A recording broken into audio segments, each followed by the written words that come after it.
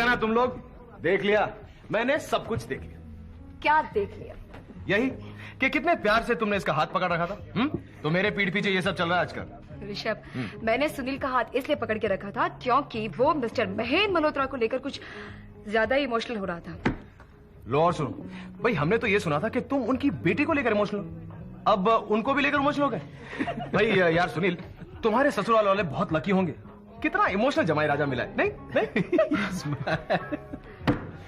लेकिन ऋषभ, कल को अगर मुझे मिस्टर महेंद्र मल्होत्रा के खिलाफ केस लड़ना पड़ा तो दुल्हन तो मुझे मिल जाएगी, लेकिन मैं बिना ससुराल का दूल्हा हो जाऊंगा।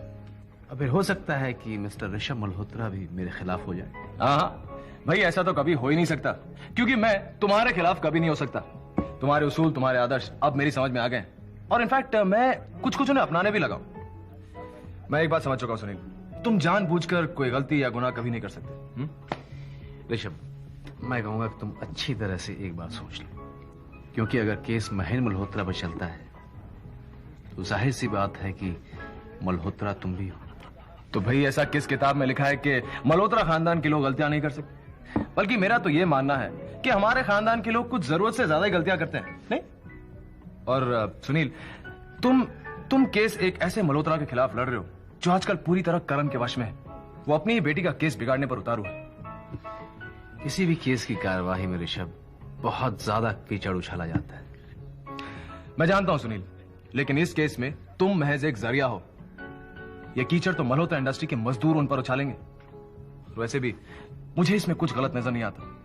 इन मजदूरों के साथ इतनी नाइंसाफियां हुई हैं और आज भी हो रही हैं। मैं तुम्हें सपोर्ट करके उन लोगों को उनका वो हक दिलवाना चाहता हूं जो बतौर चेयरमैन मुझे उन्हें दिलवाना चाहिए था। यार, ये तो कमाल का आदमी होता जा रहा है।